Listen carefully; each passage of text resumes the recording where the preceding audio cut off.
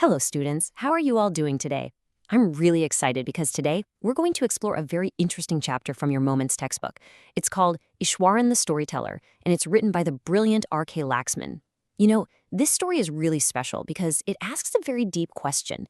It makes us think about whether our imagination can sometimes become so powerful, so strong, that it starts to feel even more real than reality. So that's the big question we're going to be thinking about. Can a story, just a simple story, actually be more powerful than what's real? I want you to hold on to this thought as we go through the chapter, okay? Because understanding this question is really the key to unlocking the magic of this entire story. All right, so where does our story begin? Well, it starts with two main characters, and what's so interesting is that they are completely different from each other. You could almost say they are total opposites. It's like having imagination and reason living together in the same house. So let's get to know them a little better. Okay, so first up we have Mahendra. Now, Mahendra is what you'd call a pragmatist, a very practical man.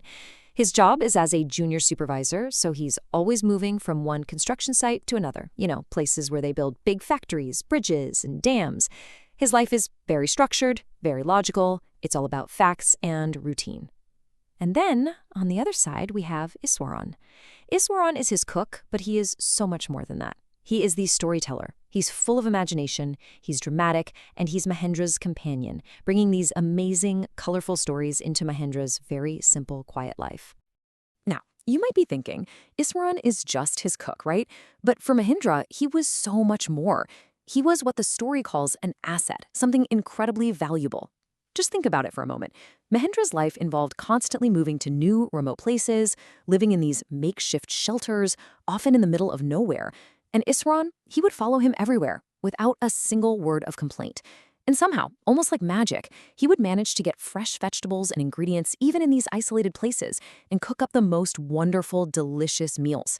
He washed the clothes, he tidied up, he took care of everything. But most importantly, he was a loyal friend, a companion. And this role as a companion was perhaps his most important job. You see, in those simple, temporary homes where Mahendra lived, there was no television, no radio for entertainment, nothing. So Iswaran, he became the TV. He was the entertainment. Every single night, he would tell these incredible stories of adventure, of horror, of suspense, and he would make those quiet, lonely evenings just burst with life. So you must be wondering, how did Iswaran get so good at telling stories? What was his secret? Well, it was quite simple, really. He loved to read. Specifically, he would read these popular Tamil thriller books. And as he read them, he would just soak it all in. The dramatic way they were written, the suspense they built, and all the little tricks the authors used to keep the reader hooked. Let's look at an example to really understand his special talent. Imagine a normal person, someone very practical like Mahendra, sees an uprooted tree on the road. What would he say? Probably something simple and direct, like, I saw an uprooted tree on the highway. It's a fact, yes. But is it very interesting? Not really, is it? But Iswaran, he would never say it like that. He was an artist. He would begin by building suspense. He would set the scene. The road was deserted. I was all alone. See? He makes you feel the loneliness. And then comes the twist. He wouldn't say it was a tree. No, he would say he saw something that looked like an enormous, bushy beast lying sprawled across the road. Can you see the difference? He uses his words, his voice, his hand gestures, and he turns a simple, boring event into a thrilling, dramatic encounter. Now that is the art of storytelling. And his greatest story, his absolute masterpiece, was the one about the mad elephant. The way he would describe it, he would paint this incredible picture of complete chaos. A huge elephant, a tusker, escaped from a timber yard and going wild through the town. Smashing fruit stalls, breaking down the school wall, and everyone, all the people, just running here and there in absolute panic. And Iswaran himself would get so involved in his own story that he would actually get up and start acting it all out, right there in front of Mahendra. And what about the climax of this story? Well, just when it seems like nothing can be done, who steps up? A young Iswaran, of course. He becomes the hero of his own tale. He claims that he walked right up to this giant angry elephant, and with all his strength, he hit its third toenail. Yes, you heard that right. Its toenail. And what happened? The huge beast just collapsed. Now, I know what you're thinking. That sounds completely impossible, doesn't it? But that's the point. It's not supposed to be believable. That's exactly what makes it such a fun and entertaining story.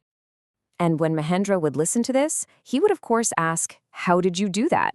And Iswaran's explanation for this amazing feat, he would say it was a special Japanese art, karate or jujitsu, that he had simply read about somewhere.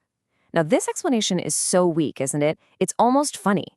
And that's really important. It's a clue for us, and for Mahendra, that we are not supposed to take this story literally. It's not about facts. It's all about pure, wonderful, imaginative fun. But Iswaran's stories weren't always about adventure and animals.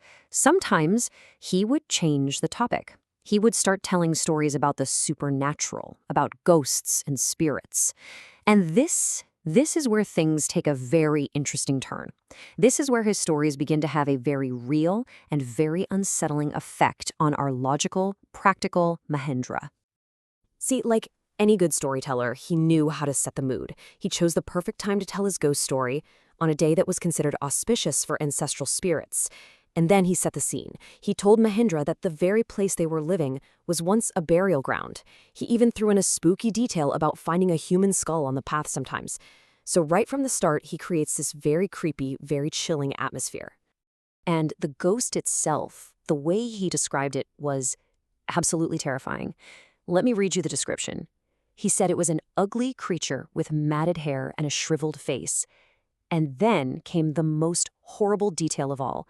It looked like a skeleton holding a fetus in its arms. The picture he paints with his words is so clear, so vivid, that it's almost impossible not to imagine it in your mind. Now, how does Mahendra, the man of science and logic, react to this? He gets angry. He snaps back at Iswaran saying, "You are crazy, Iswaran. There are no such things as ghosts or spirits.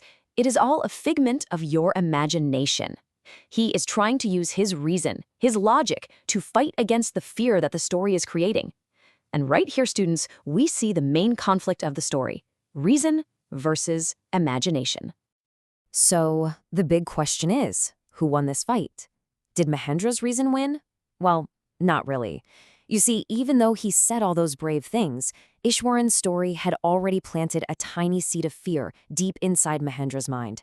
And this shows us that sometimes a really powerful story can be stronger than logic. And once that seed of fear is planted, it starts to grow. We can see it in how Mahendra starts to behave. The text says he feels a certain unease that he just can't get rid of. He starts peering out into the darkness from his window at night, checking. And the man who used to admire the beautiful full moon nights, now he starts avoiding looking out the window on those nights. All of this just because of a story. And then we reach the climax of the story. One night, Mahendra is woken up by a sound, a low moan coming from outside. At first, he tells himself it must be a cat. He tries to be rational, but the sound gets louder and he can't resist. He has to look. And when he peers out of his window, he sees it. It's exactly the figure Iswaran had described, a dark, cloudy form clutching a bundle. And in that moment, Mahendra is filled with absolute terror. Now, we have to stop and think here. What did Mahendra actually see that night? Was it really a ghost? Or could it have been something else? The author, R.K. Laxman, is very clever. He doesn't give us a direct answer. But he does give us a very, very big hint. And that hint is a psychological idea called autosuggestion. It's a bit of a big word, but the idea is simple.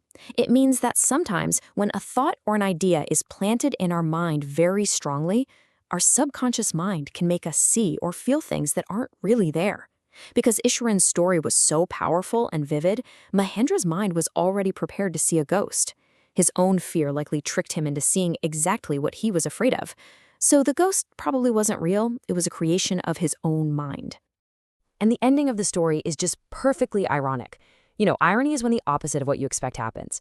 In the final battle between imagination and reason, who wins? Imagination. Fear wins.